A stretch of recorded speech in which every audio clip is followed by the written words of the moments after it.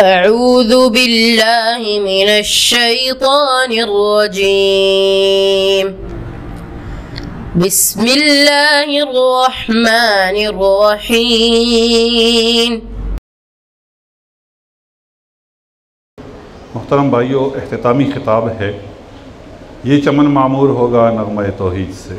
मुहतरम अमीर तहरीक सैयद ज़ाहिद हुसैन साहब, खिदमत में गुजारिश करूँगा कि वो तशरीफ़ लाएँ और अपने मौजू पर इजहार ख्याल फरमाएँ। जनाब अमीर तहरीक। अल्हम्दुलिल्लाह अल्हम्दुलिल्लाहि व वक़फ़ा व सलामुन अला इबादिहिल्लज़ीना इस्तफ़ा। अम्मा बाद फ़अऊज़ु बिल्लाहि मिनश शैतानिर रजीम। बिस्मिल्लाहिर्रहमानिर्रहीम। वअदल्लाहुल्लज़ीना आमनू मिनकुम व अमिलुस्सालिहाति लयस्तख़लिफ़न्नहुम फ़िल अर्ज़ि कमा इस्तख़लफ़ल्लज़ीना मिन क़ब्लिहिम व लयुमक्किनन्न लहुम दीनहुमुल्लज़ी इर्तदा लहुम व लयुबद्दिलन्नहुम मिन बादि ख़ौफ़िहिम अमना याबुदूननी ला युशरिकून बी शैआ वमन कफ़र बअद ज़ालिका फ़उलाइका हुमुल फ़ासिक़ून फ़अक़ीमुस्सलात व आतुज़्ज़कात व अतीउर रसूल लअल्लकुम तुरहमून व औफ़ू बिअहदी ऊफ़ी बिअहदिकुम। सदक़ल्लाहुल अज़ीम। सूरह नूर की इन दो आयात 55 और 56 में अल्लाह रब्बुल आलमीन का इरशाद है कि अल्लाह ने वादा किया है तुम में से उन लोगों के साथ जो ईमान लाएँ और अमल सालेह करें कि उन्हें उसी तरह ज़मीन में खिलाफत अता करेगा जैसा कि तुमसे पहले के लोगों को अता कर चुका है, और तुम्हारे लिए तुम्हारे उस दीन को जिसको उसने तुम्हारे लिए पसंद कर दिया है मजबूत बुनियादों पर कायम कर देगा, और तुम्हारी इस मौजूदा हालत खौफ को हालत अमन से बदल देगा। बस तुम उसकी इबादत करो, मेरी इबादत करो और मेरे साथ किसी को शरीक न ठहराओ। और जो कोई इसके बाद कुफ्र करे तो वही लोग फासिक हैं। और नमाज कायम करो और ज़कात दो और रसूल की इताअत करो, उम्मीद है कि तुम पर रहम किया जाएगा। और सूरह बकरा की आयत के उस हिस्से का वअूफ़ू बिअहदी ऊफ़ी बिअहदिकुम का तर्जुमा है कि तुम्हारा जो अहद मेरे साथ था उसे तुम पूरा करो, तो मेरा जो अहद तुम्हारे साथ है उसे मैं पूरा करूँ। शब गुरेज़ा होगी आखिर जलवे खुर्शीद से, शब गुरेज़ा होगी आखिर जलवे खुर्शीद से, ये चमन मामूर होगा नग़्मे तौहीद से। ये आज की गुफ्तगू का उन्वान है। और अल्लाह रब्बुल आलमीन ने इन आयात में जो बात हमारे सामने रखी है वो भी इसी हवाले से है कि बिलाखिर अल्लाह रब्बुल आलमीन अहले ईमान को वो तमक्कुन अता फ़रमाएगा, शर्त ये है कि वो अपनी ज़िम्मेदारी पूरी करें। आज हम इन हालात में इस मौजू पर गुफ्तगू करने चले हैं कि खुर्शीद की किरण नज़र आ रही है। पड़ोस में रूनमा होने वाले वाक़े ने बहुत से जहनों की मरूबियत को ख़त्म कर दिया है।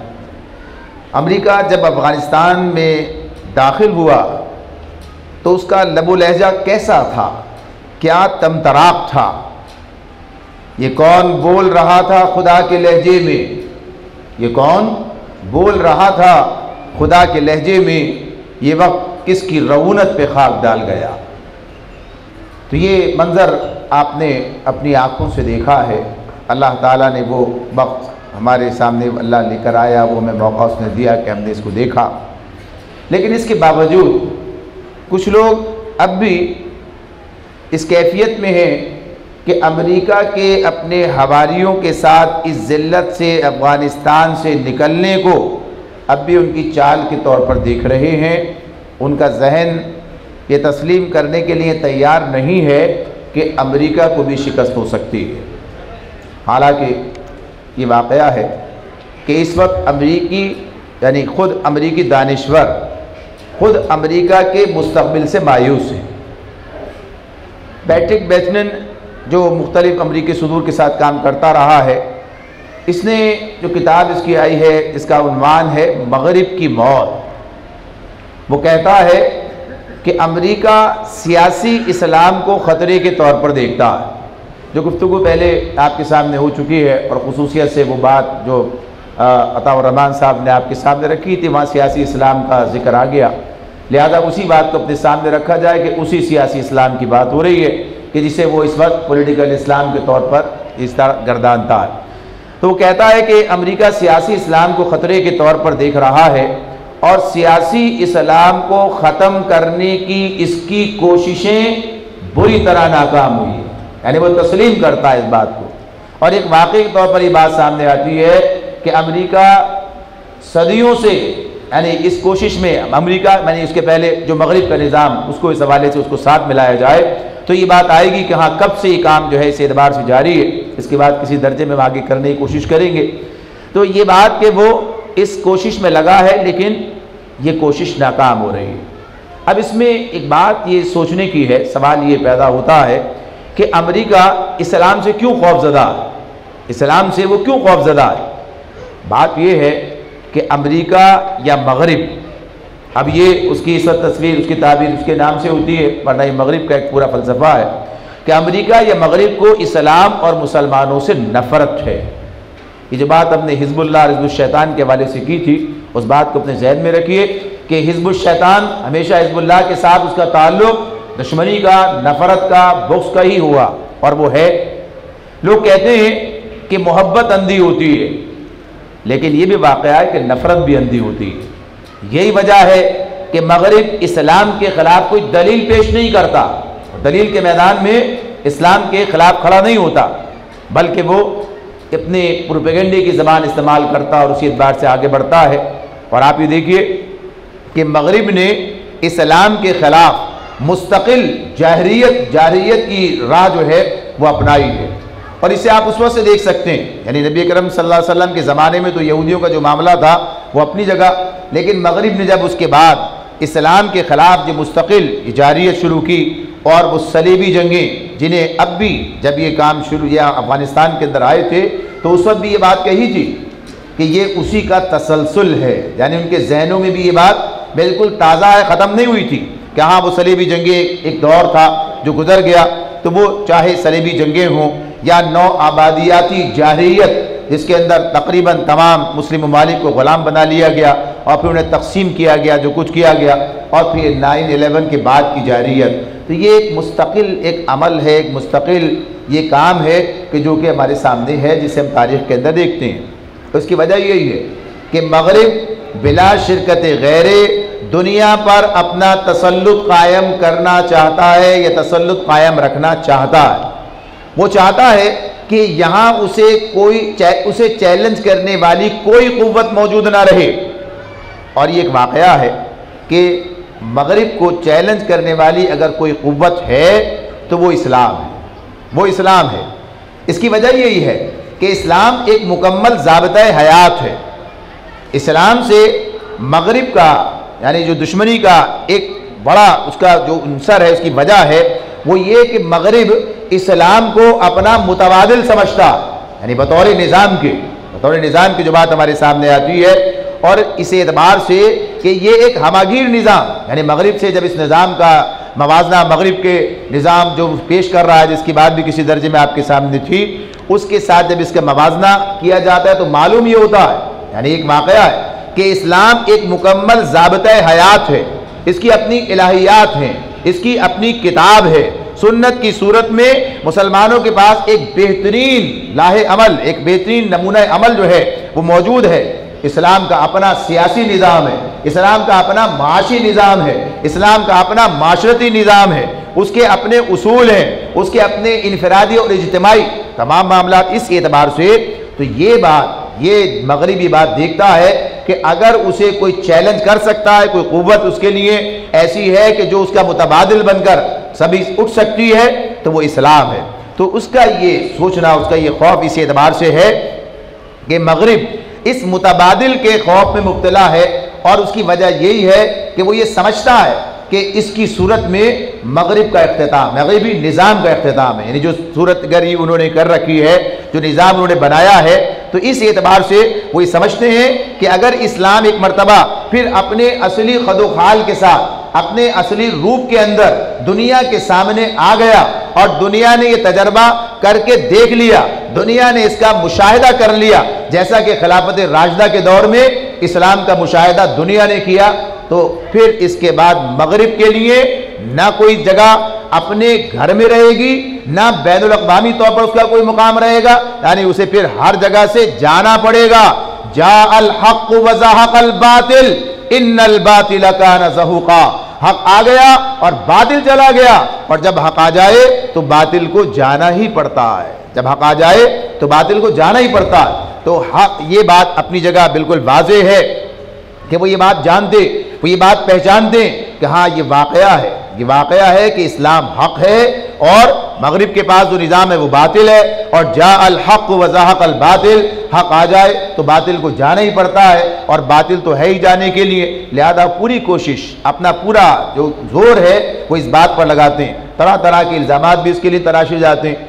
यानी इस खौफजदगी का जो मामला है इसके अंदर, यानी मगरिब जिन उसूलों को पेश करता है, मगरिब जिनको अपनी अक़दार के तौर पर पेश करता है, गोया वो अपने इक़दामात से अपनी अक़दार पर खुद थूक देता है। यानी जहाँ वो आज़ादी इज़हार की बात करता है, जहाँ वो लोगों के लिए बुनियादी हुकूक की बात करता है, लेकिन वो सूरत-हाल जैसे कि उस वक्त अरब के अंदर नबी अकरम सल्लल्लाहु अलैहि वसल्लम के साथ जो मामला किया जा रहा था वही तसलसल है। यानी जो उनकी अक़दार थी, अक़दार के हवाले से कि वो बयान करते थे, लेकिन इस मामले में वो इस अक़दार को अपनी वह कहिए कि खुद ही उसकी मुखालफत कर रहे थे। अरब के अंदर हरम के मामले में ये बात अपनी जगह वाज़ेह है, बात हमारे सामने है कि हरम के मामले में मुशरिकीन मक्का का जो तर्ज अमल था, यानी उसका जो एहतराम उनके दिलों में था, वो क्या था कि अगर जिसके बारे में ये जुमला कहा जाता है कि बाप का कातिल भी हरम के अंदर मिल जाए, नजर आ जाए, तो आदमी नजर चुरा के गुजर जाए और उससे बदला ना ले। हरम का एहतराम ऐसा था। लेकिन उसी हरम में क्या था नबी सल्लल्लाहु अलैहि वसल्लम के साथ, ला उक़सिमु बिहादल बलद व अंत हिल्लुम बिहादल बलद। खुद कुरान कहता है, कुरान कसम खा के इस शहर की कसम खा के कहता है कि जहां नबी अकरम सल्लल्लाहु अलैहि वसल्लम को हलाल कर लिया, यानी आप पर जुल्म व सितम को हलाल कर लिया गया, आप पर, आपके साथियों पर, यानी ऐन हरम के अंदर। तो उनकी अक़दार थी, वो अपनी अक़दार को इस मामले में खुद पामाल कर रहे थे। ऐसी आज मगरिब भी अपनी अक़दार को पामाल करता है, जब लोगों को उनके हकूक़ देने से, यानी जो खुद वो कहता। तो इस एतबार से, वरना जहाँ तक मुसलमानों का ताल्लुक़ है कि मुसलमानों से जब मवाज़ना किया जाए, यही बात है, ये चमन मामूर होगा नग़्मे तौहीद से। तो इस एतबार से जो मुसलमानों की अपनी अक़दार, उनके अखलाक़ियात, उनके अपने मामलात हैं, ठीक अपनी जो सूरत हाल है इसकी तब्दीली जिस तरह से होगी वो एक अलग मौजू, अलग बात है। लेकिन इम्कानात के हवाले से और मुसलमानों की जुर्रत के एतबार से मगरिब को जो खौफ लाहक है, और जब मुसलमान इक़्तिदार में थे, अगर उस हवाले से मवाजना किया जाए तो ये बात हमारे सामने आती है कि स्पेन में मुसलमानों ने 600 साल तक हुकूमत की, लेकिन ये तारीख है कि मुसलमान कभी भी ईसाइयत से खौफजदा नहीं हुए। मुसलमान कभी भी ईसाइयत से खौफजदा नहीं हुए। मुसलमानों ने 1000 साल हिंदुस्तान में हुकूमत की, लेकिन ये बात आपके सामने है कि मुसलमान किसी हिंदुओं के किसी खौफ के अंदर मुब्तला नहीं हुए। यानी जिस तरह से आज इस्लाम फोबिया इनके दरमियान पाया जाता है, यानी ऐसा कोई खौफ मुसलमानों के दरमियान कभी भी पैदा नहीं हुआ, चाहे वो स्पेन में हुक्मरान हो, मगरिब के अंदर हो, चाहे वो हिंदुस्तान के अंदर हो। यानी आज सूरत हाल ये है, आज सारा का सारा मगरिब, और मगरिबी नहीं बल्कि तमाम कुफ्र की जो ताकतें हैं वो इस्लाम फोबिया का शिकार हैं। यानी आप देखें तो हिंदुस्तान के अंदर भी ये सूरत हाल है, हिंदुस्तान भी मुसलमानों से खौफजदा है, वहां भी इस्लाम फोबिया पाया जाता है, खुद ईसाइयत भी इस्लाम से खौफजदा है। तो ये जो कैफियत है ये खुद इस बात की निशानदही करती है, इस बात की निशानदही करती है कि खौफ इंसान को उसी चीज का होता है जिससे उसे अंदेशे लायक होते हैं, जिसके बारे में वो सोच रहा होता है कि ये ताकतवर है, ये कभी भी उसे नुकसान पहुंचा सकता है। एक मक़ाला जिसे कहा जाता है, nobody kick a dead dog, यानी मरे हुए कुत्ते को कोई लात नहीं मारता है। मरा हुआ कुत्ता हो उसे कोई लात नहीं मारता है। जिसके अंदर जिससे खतरा होता है, जिससे अंदेशे होते हैं, उसके खिलाफ ही साजिशें की जाती हैं, उसे ही मंजर से हटाने की बात होती है। तो ये बात अपनी जगह है कि आपके अंदर एक ताकत है, आपके नजरिए के अंदर एक ताकत है, आप एक ऐसे जिंदा जीते जागते नजरिए के आमिल हैं, आप एक ऐसी उम्मत हैं जिससे मगरिब आज भी खौफजदा है। अगर खौफजदा न होता तो आपके खिलाफ साजिशें न कर रहा होता। ये खौफ ही है कि जो उसे इस तरह की साजिशों पर जो मुख्तलिफ तरह की हैं उनके पर उसे आमादा करता और अपनी अक़दार के खिलाफ इक़दाम पर उसे आमादा करता। यही पैट्रिक बेचनन जो है यही अपनी किताब में मगरिब की मौत के हवाले से जो किताब उसमें मजीद लिखता है, खुद अपने हालात के एतबार से कि कम शराय पैदाइश की वजह से, यानी एक तरफ तो ये सूरत हाल, फिर मुसलमानों की अक़दार, इन सब का मवाजना करते हुए कि कम शराय पैदाइश की वजह से यूरोप दम तोड़ रहा है, जबकि मुसलमान ममालिक की आबादी 80 मिलियन सालाना के इजाफे से बढ़ रही है। यानी 80 मिलियन सालाना इजाफा हो रहा, तो उस पर बड़ी तफसील में बात करता है कि बिलाखिर ये ज़मीनें जो है उन्हीं की मिल्कियत हो जाएंगी। एक वक्त ऐसा आएगा शायद, यानी वो अपने तनाजुर के अंदर अपनी बात पेश कर रहा है, लेकिन ये बात अपनी जगह है, ये बात अपनी जगह है कि ये वाकया है। वो कहता है कि यूरोपीय अक़वाम ने बच्चे पैदा करने छोड़ दिए। यानी ये जो हम सोच रहे होते हैं, गौर कर रहे होते हैं, देखिए कुछ मस्बत पहलू कुछ मनफी पहलू सारे होते हैं जब किसी तारीख का जायज़ा लिया जाता है। ऐसे कल बात हो रही थी, सेकुलरिज्म के हवाले से बात आपके सामने थी, हमारी कैफियत की बात भी थी, हमारी तैयारियों के मामला भी सामने थे, और वहाँ उन लोगों का तरक्की का और उन लोगों का हर एतबार से आगे जाने का मामला, ये सब चीज़ें सामने थी। लेकिन ये भी तो एक पहलू है, ये भी तो एक पहलू है कि जिसे वो खुद बयान कर रहे हैं। वो कहते हैं कि आज यूरोपीय अक़वाम ने बच्चे पैदा करने छोड़ दिए। तो वो सवाल करता उठाता है, ऐसा क्यों है, क्यों छोड़ दिए हैं? इसका जवाब वो खुद देता है कि ये मगरिब के तबाहकुन कल्चर और अखलाकियात की मौत की वजह से, ये मगरिब के तबाहकुन कल्चर और अखलाकियात की मौत की वजह से। इसकी और तफसील आप वहां देखें, वो कहता है कम अज कम इम्कान ये तस्वुर किया जाता है कि 2, तो कहा कि 1 के लिए भी तैयार नहीं आज की औरत वहां की, ये सूरत हाल है। तो वही बात है जो अल्लामा इकबाल ने उस वक्त कही थी, तुम्हारी तहजीब अपने खंजर से आप ही खुदकुशी करेगी। यानी तहजीब का मामला, ये तरक्की, कोई तहजीब उसे कोई साइंस बचा नहीं सकती है। अखलाकियात की बुनियाद पर जो कौमों को खड़ा करने और गिराने का फलसफा हमारे सामने हम जानते हैं, अल्लाह ताला ने ये बात हमें कुरान मजीद के जरिए बताई कि ख़ास हद तक जो है मौका दिया जाता है किसी को दुनिया के अंदर, और जब वो अखलाकियात के उस हद को भी पामाल कर जाते हैं तो मामला फिर उनसे ले लिया जाता है, और कौमों के उरूज व ज़वाल की सारी तारीख आपके सामने।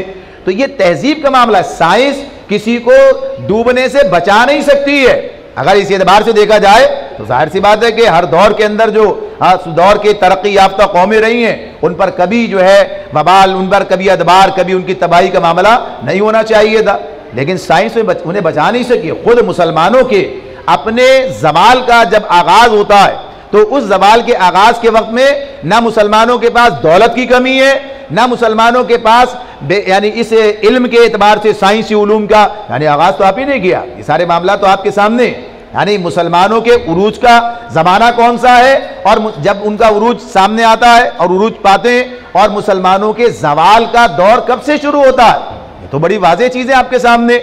यानी उरूज का ज़माना वो है कि जब आपके पास वो चीज़ें नहीं है, मुसलमानों के पास वो ताकत नहीं है, वो माल नहीं है, वो चीज़ें नहीं है, लेकिन ताकत है किस चीज़ की है, दीन की क़ुव्वत है, अखलाकियात की क़ुव्वत है, किरदार का अपना मामला है, अल्लाह के लिए जीने मरने का एक जज्बा है, यानी मकासद का शऊर रखते हैं, एक आला किरदार के हामिल लोग हैं। और जब ये जवाल का मामला आता है तो दौलत की तो बहुतात है, कोई कमी नहीं है दौलत की, और इख्तियार के भी मामला किस दर्जे में, गर्ज ये एक अलग बात है ये। तो यहाँ भी मामला इसी तरह से, तो यही कहा तुम्हारी तहजीब अपने खंजर से आप ही खुदकुशी करेगी, जो शाख नाजुक पे आशियाना बनेगा नापायदार होगा। तो हमारी असल कुव्वत, यानी हमें जब देखना है इस एतबार से, तो हमारी असल कुव्वत हमारा दीन है, हमारा रब है, उसवाए रसूल है।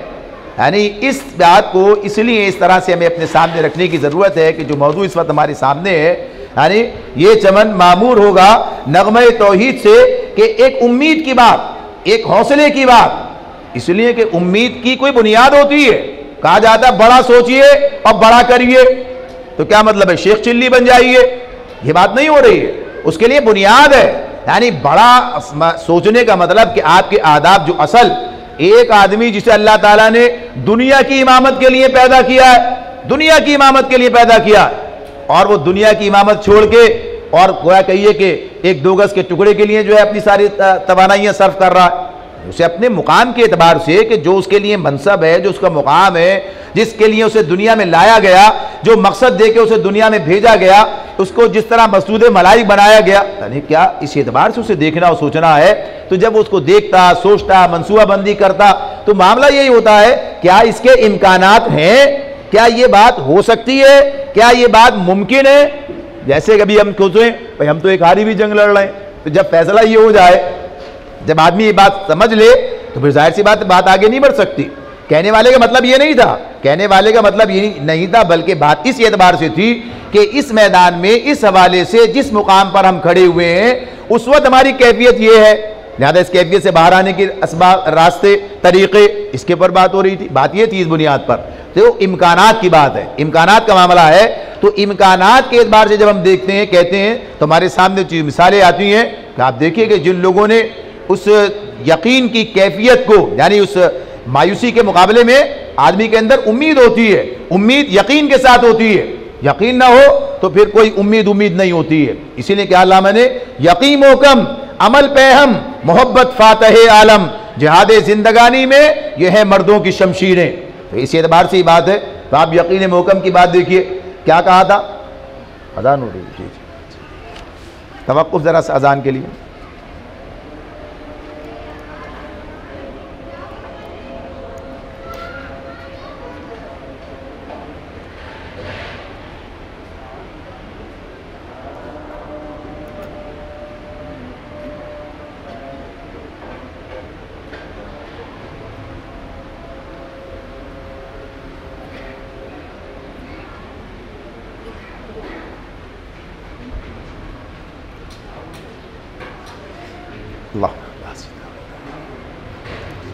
बिस्मिल्लाहिर्रहमानिर्रहीम। मैं अर्ज़ कर रहा था कि यकीन की इस कैफियत, इस कुव्वत का मामला, इस पर उम्मीद की बात, मौलाना ने एक नारा दिया, कुरान और सुन्नत के हवाले से क्या कहा, कुरान और सुन्नत की दावत लेकर उठो, कुरान की दावत लेकर उठो और दुनिया पर छा जाओ।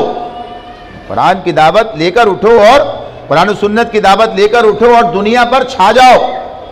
तो ये नारा किस बुनियाद पर दिया गया, किस बुनियाद पर लगाया गया, यानी इस बुनियाद पर लगाया गया कि ये कुरान और सुन्नत की दावत में इतना जोर है, इसके अंदर इतनी ताकत है, इसका मोमेंटम यानी किस दर्जे का है। कल भी जब इस दावत को लेकर लोग खड़े हुए तो दुनिया के अंदर छा गए, और आज भी इसके अंदर ये ताकत है कि इस कुरान और सुन्नत की दावत को लेकर खड़े हो गए तो दुनिया तुम्हारी होगी, दुनिया के अंदर दुनिया पर छा जाओगे। तो उस कुव्वत, उस यकीन की, उस कैफियत के साथ, और यही बात है, ये सारी जुदोजहद जो है इसी बुनियाद पर, जब तक यकीन की कैफियत वो बात ना हो, उम्मीद का वो मामलात ना हो, तो ये बात तहरीक पाकिस्तान के वाले से देखिए आप, यानी इसी, चलिए वो तो दौर वो था, इस दौर के अंदर भी जब मुसलमानों के अंदर उस कैफियत और उस यकीन और उसकी कुव्वत का मामला हमारे सामने आता है, तो कहा जाता है, मुस्लिम लीग के एक जलसे में मोहम्मद अली जिन्ना रहमतुल्लाह ने बात करते हुए कहा कि मुसलमान एक अल्लाह की इबादत करता है, मुसलमान एक अल्लाह की इबादत करते हैं, एक किताब पर ईमान रखते हैं, एक नबी के पैरोकार हैं। मुस्लिम लीग उन्हें सियासी तौर पर एक प्लेटफार्म पर मुनज़्ज़म करने की जद्दोजहद कर रही है। क्या कहते हैं, यहां हमारा कोई दोस्त नहीं है, यहां हमारा कोई दोस्त नहीं है, अंग्रेज हमारे दोस्त नहीं है, ना हिंदू हमारे दोस्त हैं। हमें खूब मालूम है कि हमें इन दोनों के खिलाफ लड़ना है। अगर ये दोनों हमारे खिलाफ उठ खड़े हों तब भी हम इनसे लड़ेंगे, इनसे नहीं डरेंगे, हम इनकी मुश्तरका कुव्वत से लड़ेंगे और इंशाअल्लाह फतह बिलाखिर हमारी होगी।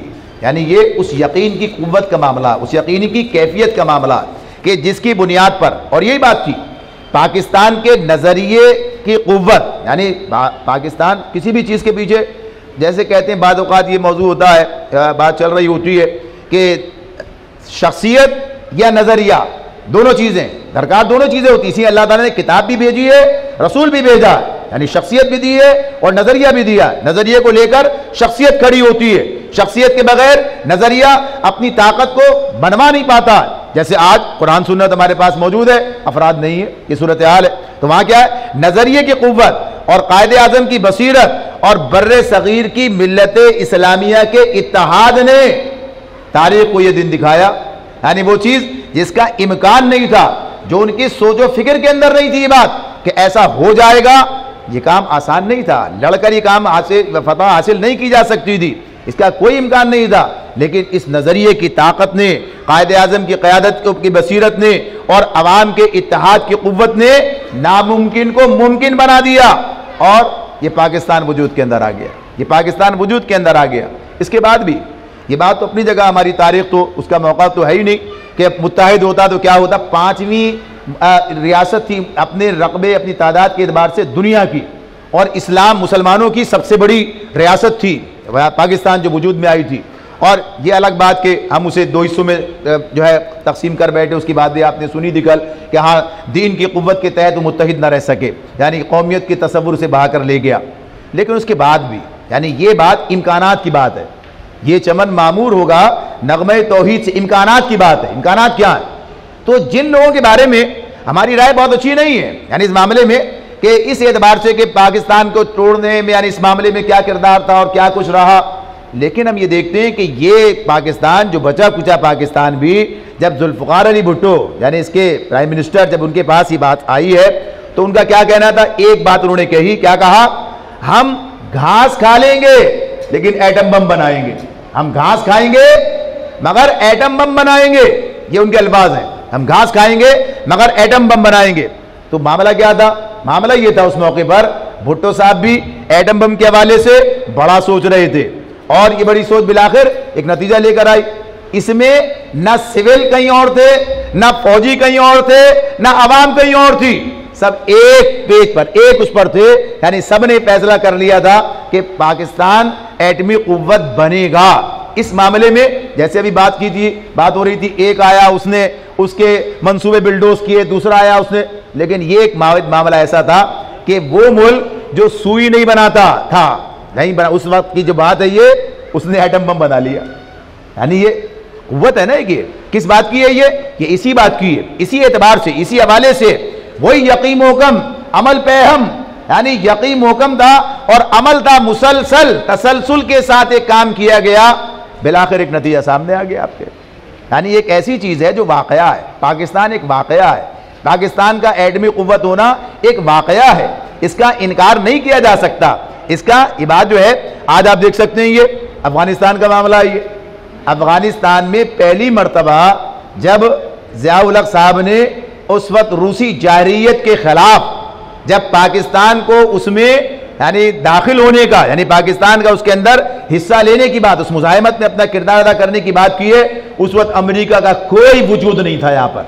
यानी इस मामले में जब रूस के खिलाफ ये बात थी, सिर्फ क्या थी? पाकिस्तान की नजरियाती कुव्वत थी, जिसने बहरहाल सोवियत यूनियन का जिस तरह से उसके खिलाफ सफारा हुए और जो कुछ हालात बने, तो ये बात अपनी जगह पर है कि ये चीज़, ये कैफियत, कि यही डर है, यही खौफ है पाकिस्तान की, ये नजरियाती कुव्वत, इस उम्मत का ये अपने दीन के साथ में, अपने रसूल के साथ में जो कमिटमेंट है, कि इससे वो डरते हैं कि जाने किस वक्त में जो है ये मामला उनके खिलाफ चला जाए। तो ये है वो खौफ और दहशत का मामला, ये वो कैफियत, और इसी के अंदर उन इम्कानात की बात भी हमारे सामने आती है कि क्या चीज़ें मुमकिन है, क्या ये क्या ऐसा हो सकता है।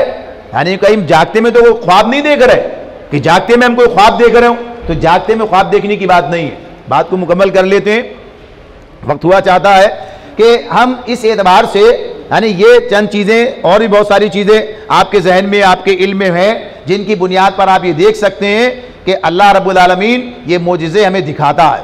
यानी इस एतबार से हमारे लिए बताए इसलिए मोजिज़े लग रहे होते हैं कि शायद ऐसा आज के उस अपनी कुव्वत, अपने हालात और दुनिया के दुश्मन की कुव्वत को देखते हुए आदमी समझता है ऐसा मुमकिन नहीं है। लेकिन जब हम अपनी जिम्मेदारियां पूरी करते हैं, जब हम उस रास्ते पर आगे बढ़ते हैं, जब हम जिंदा कौमों की हैसियत से अपना कोई किरदार अदा करते हैं, तो ये सूरत हाल सामने आती है। और खुसूसियत के साथ जब दीन के हवाले से और दीन की बुनियादों को लेकर और जो अल्लाह रब्बुल आलमीन ने बताए हुए तरीक़े उनको सामने रखकर जब हम अपनी जिम्मेदारियां पूरी करते हैं, तो उसके नतीजे में ये बात अपनी जगह कि आज नहीं तो कल और कल नहीं तो परसों, जो अल्लाह ताला का एक तरीक़ाकार है, जो उसका निज़ाम है, जो उसका सिस्टम है, उसने तो ये बात रसूल को भी बता दी थी कि काम अपने फितरी तरतीब के साथ होगा। अगर आप ये कोई इस मामले में कोई जल्दबाजी की बात कोई करता है तो वो खुद कोशिश करके देख ले, ज़मीन में सुरंग लगाए, आसमान के अंदर सीढ़ी लगाए, खुद कुछ काम कर ले। कहा कि काम तो काम के तरीके से होगा। तो इस एतबार से बात असल में ये है काम के इम्कानात हैं कि नहीं है। क्या हम कोई बेनतीजा जिद्दोजहद कर रहे हैं? ये बात दुनिया के वाले से, आखिरत तो अपनी जगह पर है ही, उसकी तो गुफ्तगू आपने काफ़ी सुनी है। यानी इस मामले में कि हमारी सारी जिद्दोजहद का महवर मरकज़ आखिरत है, अल्लाह की रज़ा है, हम अल्लाह को राज़ी करना चाहते हैं। लेकिन क्या इसके इम्कानात हैं कि इस मुल्क के अंदर या इस ज़मीन के ऊपर अल्लाह का दीन फिर से कायम हो सकेगा? क्या ये नगमा तौहीद से ये चमन मामूर हो सकेगा? ये दुनिया फिर से इस दीन के तहत आ सकेगी? क्या इसके इम्कानात हैं? तो इसके इम्कानात पूरी तरह से मौजूद हैं, पूरी तरह से रोशन है। यानी ये चीज़ें अपनी जगह हैं। ये जिद्दोजहद यकीनन एक दिन रंग लाकर रहेगी। सुनिए हज़रात गिरामी, हक की असल कुव्वत ये है कि वो हक है। हक की असल कुव्वत ये है कि वो हक है और हम हक पर हैं, हम हक पर हैं। और बातिल की असल कमजोरी ये है कि वो बातिल है और सामने वाला बातिल पर है, यानी मगरिब बातिल पर है। जो नजरियात लेकर आया, जो बातें लेकर आया, तो इस एतबार से ये असल कुव्वत है ये। और मजीद क्या, हक के साथ अल्लाह रब्बुल आलमीन की कुव्वत है। हक के साथ क्या है? अल्लाह रब्बुल आलमीन की कुव्वत है और बातिल के साथ कोई कुव्वत नहीं है। बातिल के साथ ये नहीं कह सकते बातिल के साथ शैतान की कुव्वत, शैतान के पास कोई कुव्वत नहीं है, शैतान के पास कोई कुव्वत नहीं है। बातिल तो आज हमारी कमजोरी की बुनियाद पर, बातिल आज हमारे इनराद की बुनियाद पर, आज हमारे अपने रास्ते को छोड़ देने की बुनियाद पर उम्मत मुस्लिमा बहैसियत मजमूई जिस कमजोरी का, जिस सवाल का, जिस सूरत हाल का शिकार हुई, उसका नतीजा यह है कि ये 4 दिन की चांदनी वहां नजर आती है इस एतबार से। और वो अंधेरा है, असलन अंधेरा है, चांदनी नहीं है इस एतबार से। तो ये बात अपनी जगह पर अल्लाह रब्बुल आलमीन जो बात कहते हैं, और जो आयत मैंने आगाजी में आपके सामने रखी थी, यानी इसमें ये बात थी, अल्लाह ताला का इरशाद है ना ये कि हम ये काम करके रहेंगे। अल्लाह ताला ये बात कहते हैं, वअदल्लाहु अल्लज़ीना आमनू मिनकुम व अमिलुस सालिहात। अल्लाह वादा कर रहा है, अल्लाह ताला कहता है औफू बिअहदी ऊफी बिअहदिकुम, तुम्हारे साथ जो मेरा अहद है उसे तुम पूरा करो। बंदगी का अहद है, असल क्या अहद है हमारा अल्लाह ताला के साथ? देखिए, ये किसी वक्त फिर मौका हो या कभी देखेंगे नशूर में लिखा जाए, यानी इस एतबार से, इस हवाले से बहुत सारे मसाइल पैदा होते हैं जहनों के अंदर। हम कहाँ खड़े हैं और कहाँ हमें जाना है, हमारी अफरादी कुव्वत क्या है, हमारे पास बासलाहियत लोग कितने हैं, हमारे साथ अहले इल्म कितने हैं, हमारे साथ किस तरह के अफराद, यानी आदमी वसाइल सब चीज़ें देख रहा होता है, लिहाजा में ये भी करना है, ये भी करना है, यूँ भी करना है, वो भी करना है। ये भी एक तरह की गलत फहमी है, ये भी एक तरह की गलत फहमी है। बुनियादी काम क्या है? दावत का काम है। ये दावत, ये तथीरे, जब कल पूछा था उनसे कि कौन सा काम आपके ख्याल में इस वक्त सबसे ज्यादा जरूरी है, वो बात कर रहे थे ना उमर मुस्तफा, क्या बात की थी उन्होंने? इस नतीजे पर सारी बातें, सब चीजें बयान कर, तालीमी निजाम फला ये सब बयान करने के बाद क्या कहा? तथीरे अफकार की तरफ। मैं समझता हूं कि इस वक्त सबसे ज्यादा जरूरी काम यह है, और यही होता है जब फर्द को बदल दे तो फर्द पूरा का पूरा अपनी पूरी सलाहियतों के साथ आपके पास आता है। फर्द पूरा अपनी सलाहियतों के साथ आपके पास आता है। और पूरी सीरत देख लीजिए आप, अल्लाह ताला ने किस तरह से, कैसे कैसे हीरे नबी अकरम सल्लल्लाहु अलैहि वसल्लम के कदमों में लाकर डाल दिए, आपकी झोली के अंदर आ गए। और फिर उनकी सारी सलाहियतें, उनकी सारी तवानाइयां, उनका सारा सब कुछ किसके लिए इस्तेमाल हुआ? उस दीन के लिए, उस दीन की तहरीक के लिए इस्तेमाल हुआ। तो ये सब चीजें कोई मायूसी का मामला नहीं, कुछ भी नहीं है। आप ही जैसे, मुझी जैसे कमजोर अफराद जो हैं वही इस दुनिया के अंदर बड़ा काम कर सकते हैं। शर्त यह है कमिटेड, अपने मामलात, अपने दीन से, अपने मकसद से, अपनी दावत से, अपने यानी इस पर हमारा यकसुई हासिल हो, यानी अपने तौर पर जो कुछ। और ये देखिए आप, ये बात अपनी जगह पर एक बात है कि अल्लाह रब्बुल आलमीन ने जो काम हमें बताया, जो जिम्मेदारी हमें दे रखी है, बुनियादी तौर पर क्या है? अल्लाह ताला हमेशा फर्द से बात करते हैं, फर्द की बात करते हैं। यानी आप कुरान का जो मजमून है भाई, खड़ा, ये भी बात थी कल कहाँ खड़े होंगे, कैसे खड़े होंगे? तस्लीम साहब कह रहे थे, क्या कह रहे थे?